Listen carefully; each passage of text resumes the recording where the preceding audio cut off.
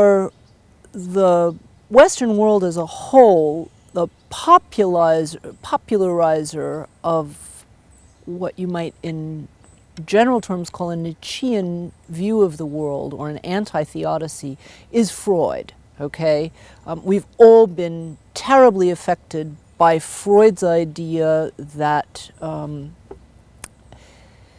shall I put this? First of all, that religion is about illusion and wishes, all right? That religion is a product of our wishes for relief from suffering and evil, and it's something that we actually ought to grow up from. This is Freud's view. One of the interesting things that Freud does, which I suppose is also quite like Nietzsche's, he doesn't really distinguish anymore between natural and moral evils. You had this very sharp separation in what I've called the modern period, going from the Lisbon earthquake roughly to Nietzsche, through Nietzsche.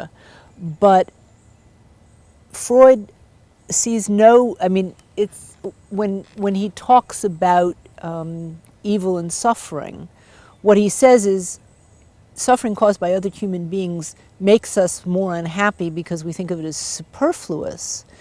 But he describes them as if it was all sort of one of a kind. And of course, for the infant, it is. He's talking a bit from the infant's perspective.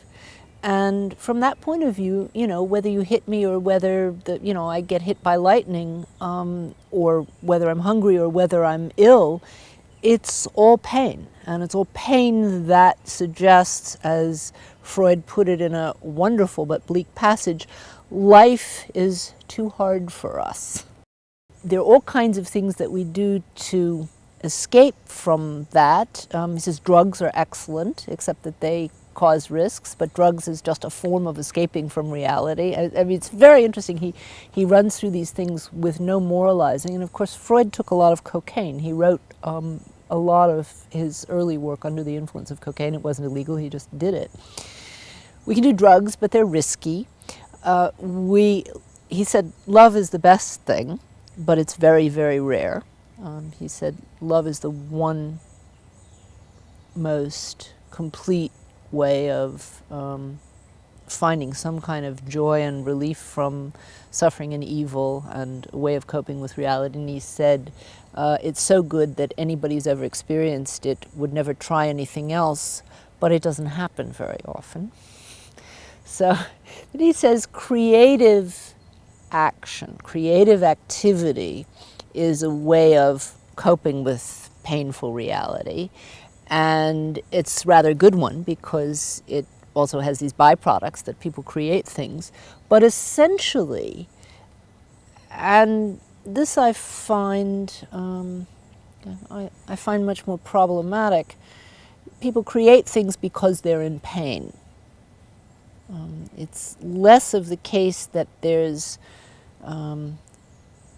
you don't see in Freud enough of a description of a human need simply to know, a human need simply to create, that part of being alive in a joyous way is to create. That's Nietzsche. Freud is darker than Nietzsche.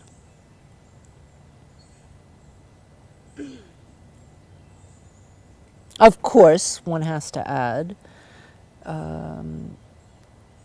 he wrote The Interpretation of Dreams in 1905. I'm almost sure, but I'm not 100% sure about that. But he wrote an awful lot of his work after the First World War, and particularly his works that deal with questions of theodicy and deal with the meaning of life and suffering were all written after the First World War. He also had a correspondence with Einstein about war and why there was war and whether there was anything that could be done to stop it.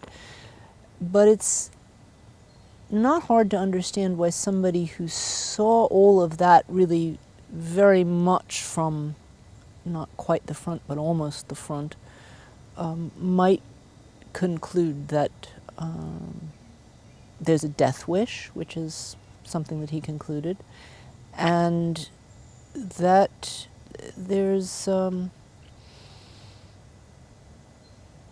of sheer joy and sheer affirmation of life is pretty hard to find if you're being absolutely honest about what reality is.